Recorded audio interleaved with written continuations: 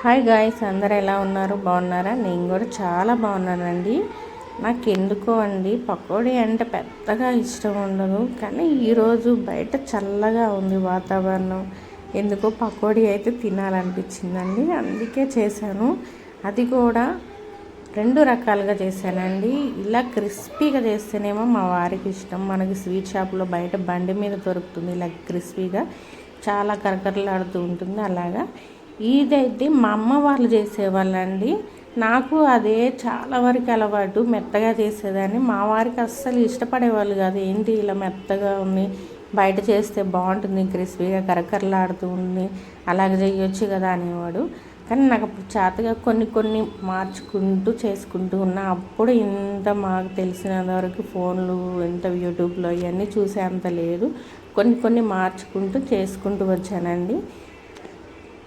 ఇప్పుడైతే ఇంకా ఈ రెండు రకాలైతే చూపిద్దాం అనుకున్నా. ఈ వీడియో కానీ మీకు నచ్చినట్టయితే లైక్ చేయండి, షేర్ చేయండి, సబ్స్క్రైబ్ చేసుకోవడం మటుకు మర్చిపోకండి. ఇంకెందుకు లేటు, ప్రాసెస్లోకి అయితే వెళ్ళిపోదాం. నేనైతే ముందుగా 4 ఉల్లిపాయలు అయితే ఇలా తీసుకొని పొడుగ్గా సన్నగా అయితే కట్ చేసుకున్నాను. అలాగే ఉప్పు తగినంత, కొంచెం పసుపు, కొద్దిగా కారం వేసుకున్నాను. అంటే ఎక్కువ వేసుకోలేదు. ఒక 5-6 పచ్చిమిర్చి ఇలా సన్నగా పొడుగ్గా కట్ చేసుకున్నాను. వెల్లుల్లి కూడా కచ్చాపచ్చాగా దంచేసుకున్నాను. ఇక్కడ చూపించినట్టు ధనియాలు కూడా కొంచెం అలా దంచి అయితే వేసుకున్నాను. కొంచెం సోడా ఉప్పు కూడా వేసుకొని ఈ బాగా ఆనియన్స్ వాటర్ వచ్చేలాగా గట్టిగా పిసుకుతూ కలుపుకోవాలండి. అప్పుడు అందులో ఆనియన్స్లో ఉన్న వాటర్ అంతా బయటకు వస్తుంది. ఇప్పుడు ఒక బౌల్ అయితే, అంటే ఒక 100 గ్రాములు అయితే తీసుకున్నాను శనగపిండి. అలాగే ఒక 3 టేబుల్ స్పూన్ దాకా బియ్యపిండి అయితే తీసుకున్నాను. ఇప్పుడు మనం వాటర్ అయితే వేయకూడదండి, చూసుకోండి. ముందైతే ఇలా మొత్తము ఆనియన్స్కి పట్టేలాగా మనం వేసిన ఈ శనగపిండి ఏదైతే ఉందో అది చక్కగా ఆనియన్స్కి పట్టాలన్నమాట. ఇట్లా కలుపుకుంటూ ఉండాలి. నాకైతే ఫస్ట్ అస్సలు చేత కదండి, ఎలా చేస్తారా ఏంటా అని కొన్ని కొన్ని తింటూ అప్పుడు ఫ్లేవర్స్ తెలుసుకుంటూ కొంచెం కొంచెం యాడ్ చేసుకుంటూ ఇలాగైతే నేర్చుకున్నాను. ఇప్పుడు కొంచెం వాటర్ సరిపోలేదు అనుకుంటూ కొంచెం వాటర్ అలా చిలకరించుకొని కలిపేసుకున్నాను. ముందుగా స్టవ్ వెలిగించి ప్యాన్ పెట్టేసి ఆయిల్ కూడా పెట్టేసుకున్నాను నేను రెడీగా. కొత్తిమీర కూడా వేసానండి, అది కొంచెం స్కిప్ అయింది.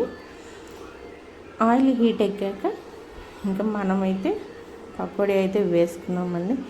చూసారా, ఇలా ఆనియన్స్ చక్కగా కనిపిస్తూ కరకరలాడుతూ చాలా బాగుంటుందండి. అలాగే అదే బౌల్లో ఒక కప్పు శనగపిండి తీసుకొని మనకు తగినంత సాల్ట్, కొంచెం ఒక చిటికెడు పసుపు, ఉల్లిపాయలు చూసారా ఇక్కడ వేరేగా కట్ చేసుకున్న పెద్ద పెద్ద ముక్కలుగా, అలాగే సన్నగా తరిగిన కొత్తిమీర, సన్నగా తరిగిన ఒక 4-5 పచ్చిమిర్చి వేసుకున్నాను. అలాగే సోడా ఉప్పు కూడా వేసుకున్నాను. ఇక్కడైతే నేను కారం కానీ అల్లం వెల్లుల్లి కానీ వేసుకోవట్లేదు. ఇష్టం ఉన్న వాళ్ళు వేసుకొని, నేనైతే వేసుకోవట్లేదండి. ఇక్కడ నేను చూపించినట్టుగా కొంచెం కొంచెం వాటర్ వేసుకుంటూ కలుపుకుంటూ ఉండాలి. ఇక్కడైతే మనం ముందుగా క్రిస్పీగా అని అనుకున్నాం కదండి పకోడీ, అదైతే వేగిపోయింది. ఇలా అయితే పక్కకైతే తీసి పెట్టుకుంటున్నాను. అదే కడాయిలో అదే ఆయిల్లో ఇలా అయితే నేను పిండి కలిపి పెట్టుకున్నాను కదండి మెత్తగా అని పకోడీ. ఇప్పుడు అదైతే వేసేసుకున్నానండి. అస్సలు 2 రకాల పకోడీ అండి. అంటే మా ఇంట్లో అలా ఉంటారనమాట. నేను ఒక టేస్ట్, మా వారు ఒక టేస్ట్. ఒక్కోసారి మా పిల్లలకి నచ్చినవి కూడా వాళ్ళకి సపరేట్గా ఇంకొక వెరైటీ చేయాలి. అంటే 4-5 రకాలు చేయాలన్నమాట. ఏది కూడా ఒక ఫుడ్లో అయినా కూడా ఇన్ని రకాలు అడుగుతుంటారు మా పిల్లలు.